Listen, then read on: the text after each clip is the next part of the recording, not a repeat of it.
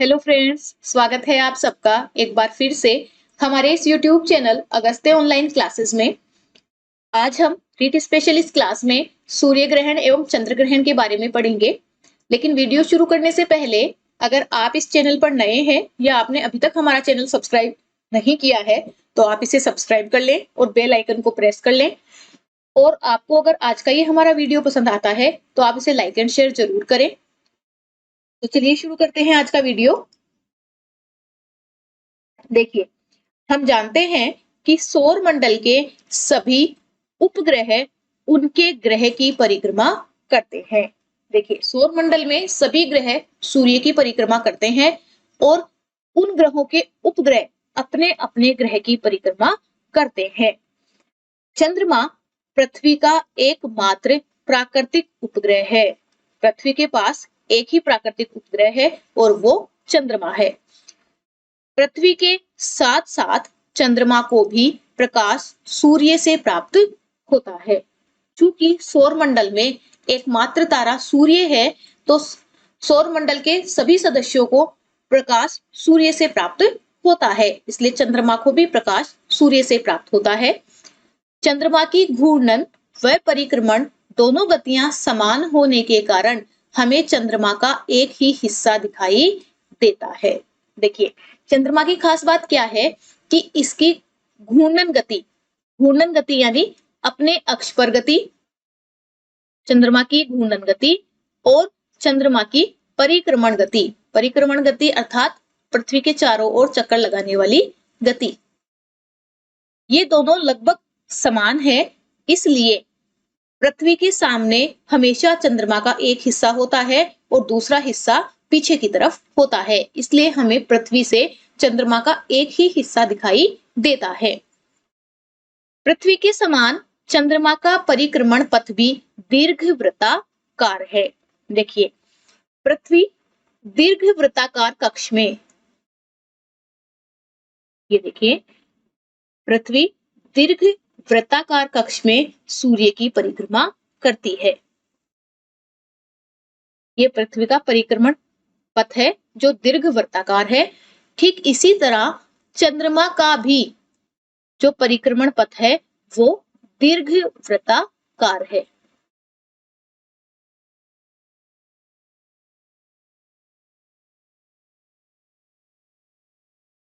चंद्रमा पृथ्वी की परिक्रमा 27.3 दिन अर्थात 27 दिन व 8 घंटे में पूरी करता है।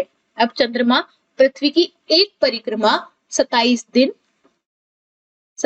दिन और 8 घंटे में पूरी करता है। पृथ्वी से चंद्रमा का लगभग 57% भाग देखा जा सकता है। देखिए, हम पृथ्वी से चंद्रमा का लगभग 57% भाग देख सकते हैं और चंद्रमा पृथ्वी की एक परिक्रमा 27.3 दिन अर्थात 27 दिन व 8 घंटे में पूरी करता है। और लगभग इतने ही दिन में यानी 27 दिनों में चंद्रमा अपने अक्ष पर भी घूर्णन करता है, अर्थात चंद्रमा की घूर्णन गति और परिक्रमण गति लगभग बराबर है। देखिए, ये चंद्रमा की अक्षीय गति है जो वो 27 दिन में पूरी करता है और ये चंद्रमा पृथ्वी के चारों ओर चक्कर लगा रहा है। यहाँ भी वो एक चक्कर 27 दिन और 8 घंटे में पूरा करता है। ये पृथ्वी का परिक्रमण कक्ष है और अपने अक्ष पर पृथ्वी 24 घंटे में घूमती है, 24 घंटे में एक चक्कर पूरा करती है। अब हम पढ़ेंगे ग्रहण के बारे में। हमारा जो मुख्य टॉपिक है वो है ग्रहण। देखिए, ग्रहण क्या होता है? ग्रहण एक खगोलीय घटना है जो उस समय होती है जब कोई 3 आकाशीय पिंड एक सीध में आते हैं या एक खगोलीय पिंड किसी अन्य पिंड की छाया में आता है। देखिए, ग्रहण वो खगोलीय घटना है, एक ऐसी खगोलीय घटना है जो तब घटित होती है जब कोई 3 आकाशीय पिंड एक सीध में आते हैं। 3 आकाशीय पिंड मतलब सूर्य, चंद्रमा और पृथ्वी, ये तीनों आकाशीय पिंड जब एक सीध में आते हैं या एक खगोलीय पिंड किसी अन्य पिंड की छाया में आता है, और अगर इन दोनों में से कोई भी एक पिंड किसी दूसरे पिंड की छाया में आता है तो ग्रहण की घटना परिघटित होती है।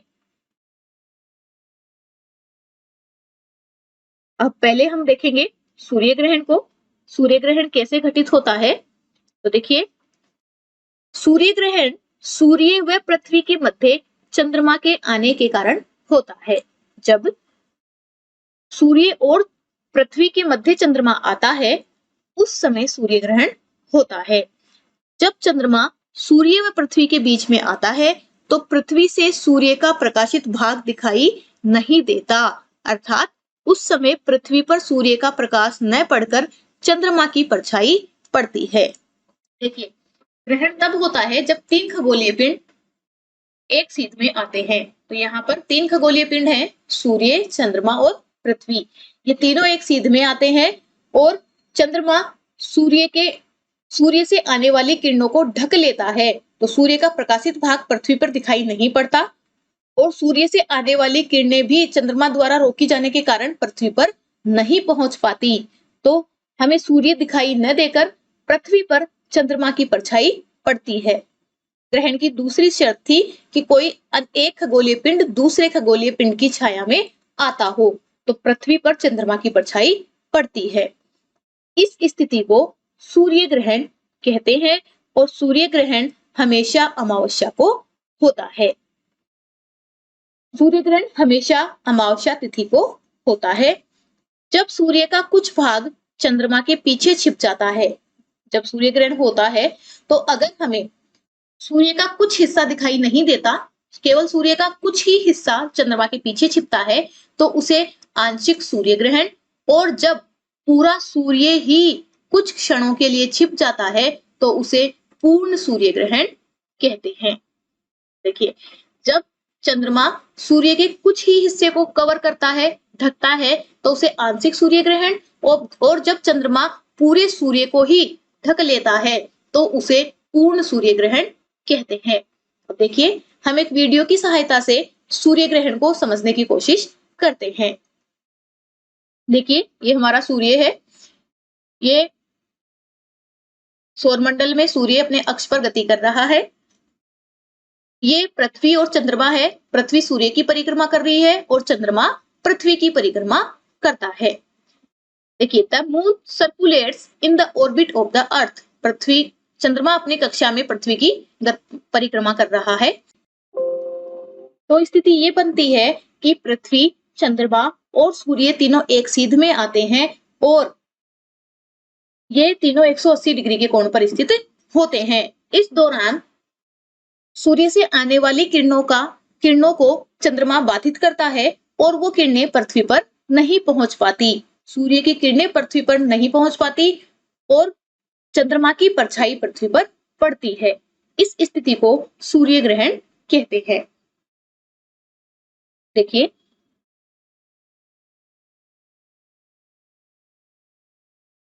देखिए, जब चंद्रमा सूर्य और पृथ्वी के बीच में आता है तो सूर्य से आने वाली किरणों को चंद्रमा द्वारा बाधित किया जाता है और चंद्रमा की परछाई पृथ्वी पर पड़ती है।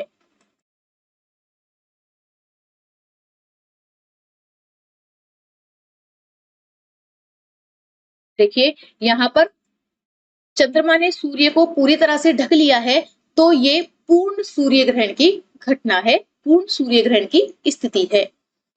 अगर यहाँ पर चंद्रमा सूर्य को पूरी तरह से ना ढककर अगर कुछ ही हिस्सा सूर्य का ढकता तो वो आंशिक सूर्य ग्रहण होता।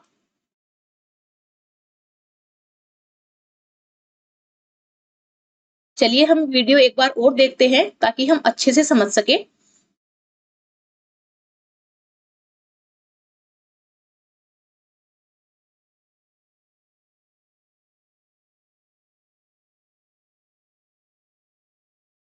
ये देखिए, पृथ्वी और सूर्य के बीच में चंद्रमा आ रहा है और वो सूर्य की किरणों को रोक रहा है, उन्हें पृथ्वी तक नहीं पहुंचने दे रहा और चंद्रमा की परछाई पृथ्वी पर पड़ती है।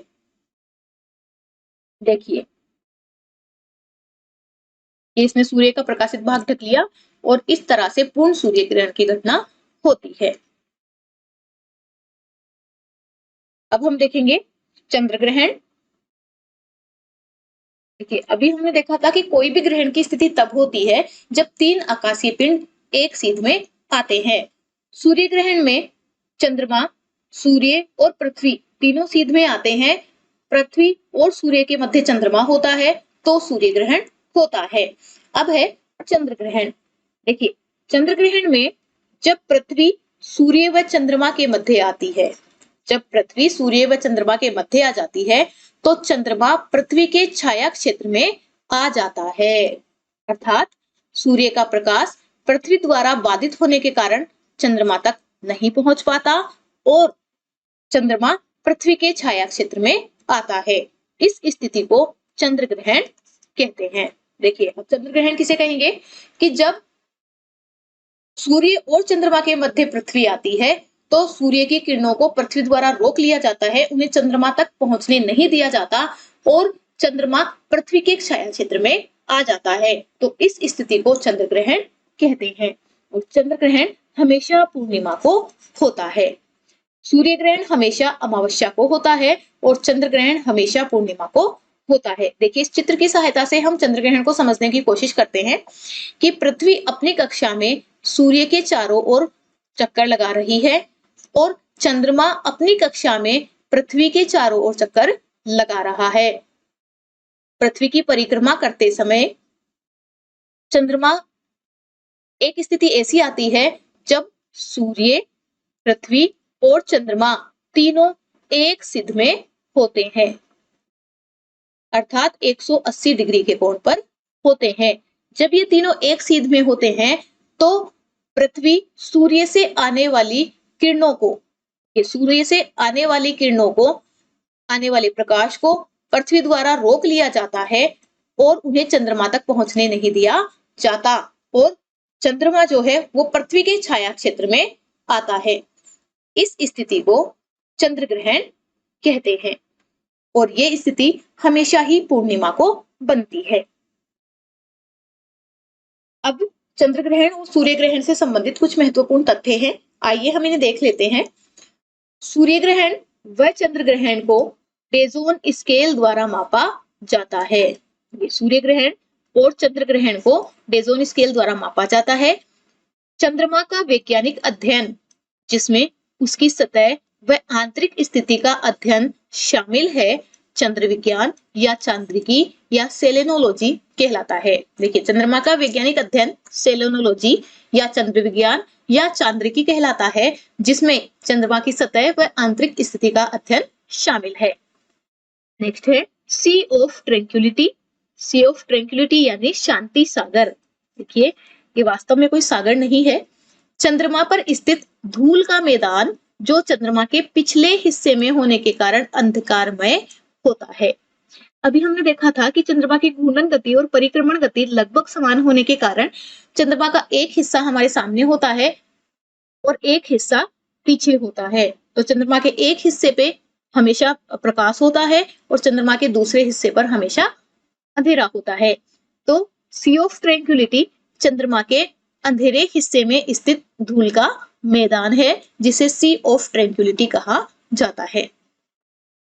चंद्रमा व पृथ्वी के बीच की दूरी, चंद्रमा व पृथ्वी के बीच की औसत दूरी लगभग 3.84 लाख किलोमीटर है। चंद्रमा पृथ्वी की परिक्रमा 27.3 दिन अर्थात 27 दिन व 8 घंटे में पूरी करता है, परंतु सूर्य के संदर्भ में चंद्रमा की परिक्रमा की अवधि 29.53 दिन अर्थात 29 दिन 12 घंटे 44 मिनट और 2.8 सेकंड होती है। इसका मतलब है कि पृथ्वी के किसी स्थान को पुनः चंद्रमा के सामने आने में 29.53 दिन का समय लगता है। देखिए, चंद्रमा पृथ्वी की परिक्रमा तो 27.3 दिन में पूरी कर लेता है, किंतु पृथ्वी के किसी स्थान को दोबारा से चंद्रमा के सामने आने में 29.53 दिन अर्थात 29 दिन 12 घंटे 44 मिनट और 2.8 सेकंड लगते हैं। इस अवधि को एक चंद्रमास या साइनोडिक मास कहा जाता है।